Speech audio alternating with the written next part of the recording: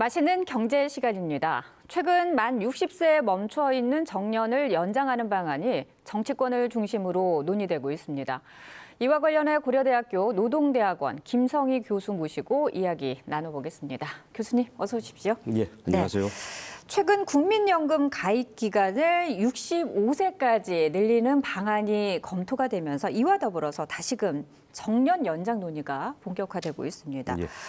이 정년 연장을 논의하는 이유, 결국에는 노후 소득 사각지대 때문인 건가요? 예, 그렇습니다.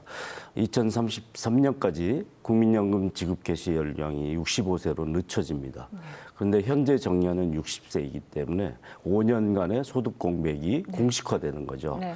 이제 공식 제도상으로 이런 노후 소득 공백 사각지대를 만들어 놓는 나라는 OECD 국가 중에 아무데도 없습니다. 그렇군요. 그래서 연금 지급 개시 연령하고 퇴직 연령은 일치시키는 게 세계적 추세인데 우리는 그걸 아예 5년의 공백을 공식화하고 있는데 이 무슨 문제가 생기냐면 우리 지금도 노인 빈곤율이 40%로 OECD 압도적 1위, 평균의 3배 수준입니다.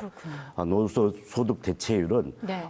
한참 일할 때 20% 수준밖에 되지 않아서 네. 연금으로도 메워주지 못하고 그러면 일을 해서라도 노후소득을 벌충할 수밖에 없는 사람들이 다수 존재하는 거죠. 네. 그래서 적어도 연금 지급 개시 연령하고 정년은 네. 일치시키는 그런 세계의 흐름하고 발을 맞춰야 된다라는 것이 정년 연장 논의의 출발점입니다. 네, 어떻게 보면은 연금 부족분을 이 정년을 연장함으로 인해서 연금을 계속 납입하게 되고 그리고 노후가 보장되지 않았던 그러니까 65세까지 우리가 5년 이상 더 일을 하게 되면서 노후도 보장할 수 있는 그런 일석이조의 효과가 있다라고 볼 수가 있는데 자, 근데 그 구체적인 해법을 두고 각각의 이견이 있습니다. 보니까 먼저 노동계는 정년 연장으로 퇴직 연령을 늦추는 방안에 대해서 그러니까 보장을 하는 것이고요. 예. 또 경영계에서는 재고용과 관련된 그러니까 무조건적인 연장이 아니라 재고용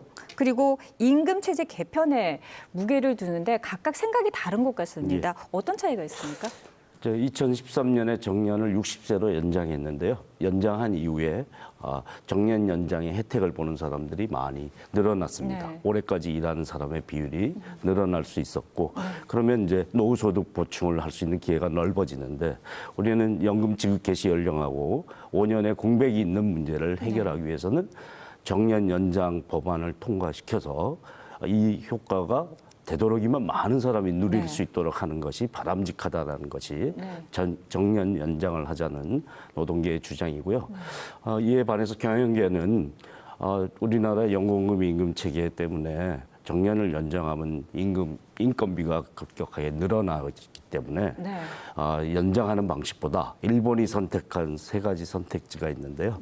정년 연장하는 방안, 그다음에 재고용하는 방안, 그다음 정년 제도를 아예 없애는 방안 이런 건데 그 정년 제도를 없애거나 재고용하게 되면 사실은 노후소득 보충의 측면에서는 비정규직으로 전환되거나 자회사 고용으로 전환되거나 이렇기 때문에 노후소득을 충분히 보장하지 못한다는 게 노동계의 주장이고 경영계는 인건비 부담 때문에 퇴사 후 재고용되는 방식 그 선택지를 가장 선호하는 그런 의견 차이가 있는 것이죠. 네, 각각의 고민은 저희가 충분히 이해를 합니다만은 그 일자리 관련해서 말씀을 하셨는데 이 또 하나의 문제가 고령층의 정년 연장이 청년 일자리까지 이제 연관이 있는 것이 아니냐. 말 그대로 이 젊은 세대들의 일자리는 한정돼 있는데 연장이 되면은 이 젊은 세대들의 일자리를 위협하거나 혹은 위축시킬 수 있는 거 아니냐 이런 우려점이 있는데 어떻게 생각하십니까? 일반적으로는 노인이 선택하는 노령 인구가 선택하는 일자리, 그 숙련직이고 경력직이고 이런 특성을 가지고 있고 선호하는 직종도 차이가 좀 있어서 청년 일자리를 다 대체하는 것은 아니라는 게 일반적인 결론인데 우리 현실에서는 선호하는 일자리가 한정돼 있지 않습니까? 그렇죠. 좋은 일자리, 고임금 일자리, 안정된 일자리, 대기업이나 공공부문의 일자리, 전체 일자리의 20%가 안 되지만 거기에 다 선호를 하죠. 그 일자리에서는 충돌이 발생할 수도 있습니다. 그런 점은 이제 일반적으로는 아니지만 그 선호하는 일자리 측면에서는 충돌이 있는데 네. 이 또한 이제 잘 생각해 보면 무조건적인 충돌이 일어나는 것은 아닙니다. 왜? 청년 고용도 하고 중장년도 계속 고용도 하고 네. 이런 두 가지 해법을 따로따로 구사하면 되는데 우리나라는 이제 공공부문 같은 경우는 총액 인건비제라 해서 네.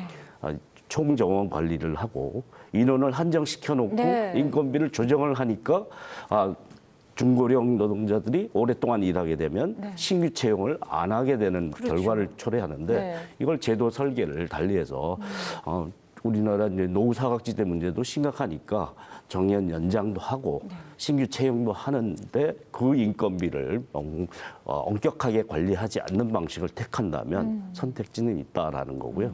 그다음에 이제 대기업의 일자리도 신규 채용의 해법과 네.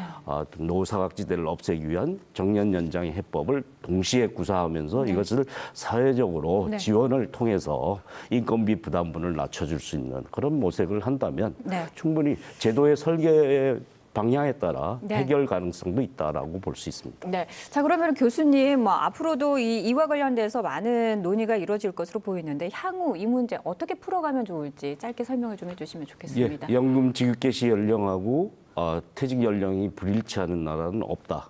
정년 연장은 당연하게 네. 이루어져야 될 일이고 그것이 좀 더 보편적으로 많은 사람에게 적용될 수 있도록 노력하는 것이 필요하고 신규 채용, 청년들의 고용 문제를 해결하는 것과 노후소득 보장을 위한 정년 연장 등의 일자리를 유지하는 방안을 네. 동시에 할 수 있도록 지혜를 모으는 것이 매우 중요하다고 네. 봅니다. 다방면의 많은 의견들을 저희가 들어봐야 되겠네요. 오늘 네, 말씀 잘 맞습니다. 들었습니다. 고맙습니다.